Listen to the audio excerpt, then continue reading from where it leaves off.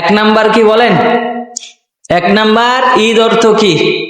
আটটার মধ্যে এক নাম্বার কি? ঈদ অর্থ কি? আপনারা জানেন ঈদ মানে কি? ঈদ মানে আনন্দ, ঈদ মানে উৎসব।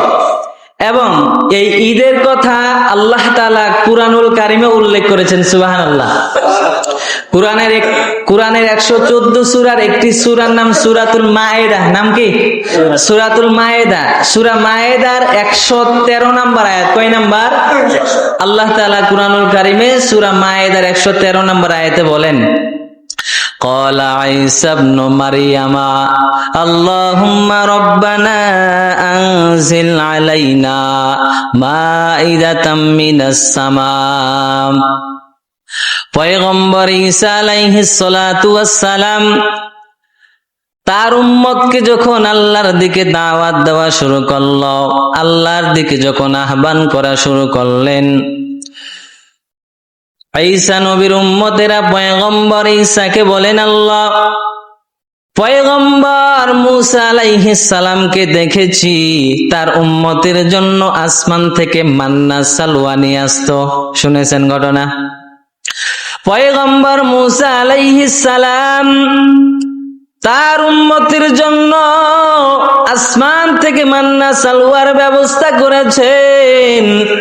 ও পয়গম্বর ঈসা, আপনি যদি সত্য নবী হয়ে থাকেন তাহলে আপনিও আমাদের জন্য আসমান থেকে জান্নাতি খাবারের ব্যবস্থা করে দেন। এই কথা বলার পর পয়গম্বর ঈসা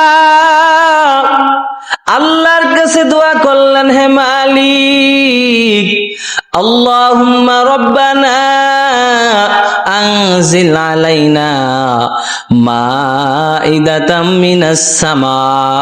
ও আল্লাহ, আসমান থেকে আমাদের জন্য দস্তরখানা ভর্তি খাবার পাঠাইয়া দেন।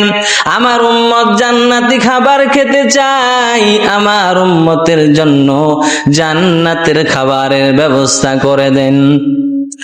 তাকুনু লানা ঈদান লিআউয়ালিনা ওয়া আখিরিনা।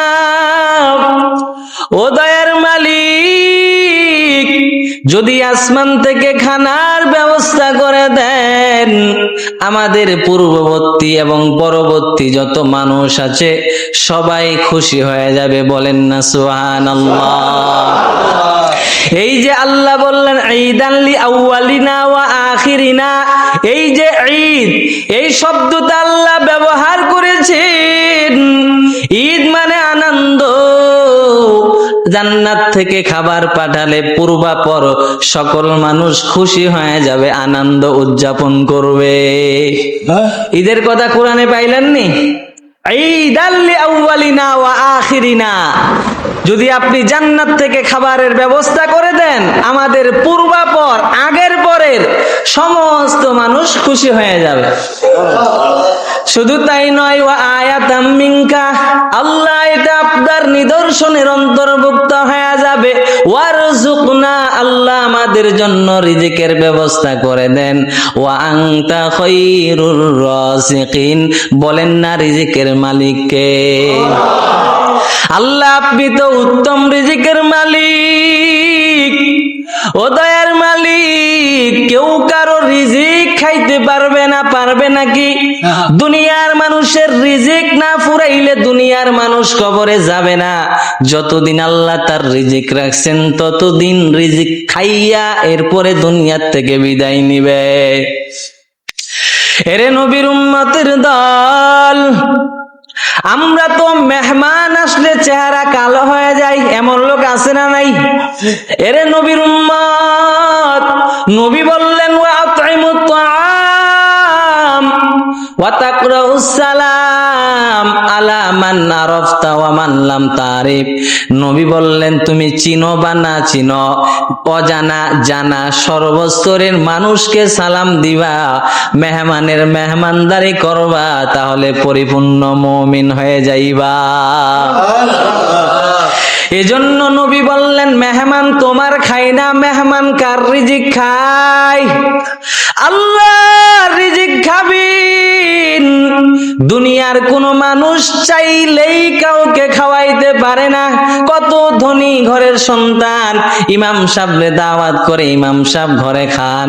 আল্লাহর কি ইচ্ছা ইমাম সাহেবের রিজিক ধনী ঘরে নাই, গরিব মানুষ দাওয়াত করে সেখানে চলে যায়, ঠিক কিনা? যেখানে যার রিজিক আছে, আপনার ধনী হোক গরিব হোক, যেখানে রিজিক লেখা আছে সেখানেই যাবে। তাহলে কোরআনে ঈদের কথা পাইলেন নি? কোরআনে ঈদের কথা পাইলেন? 1 নম্বর আলোচনা ছিল ঈদ অর্থ কি? ঈদ মানে কি? আনন্দ এবং উৎসাহ।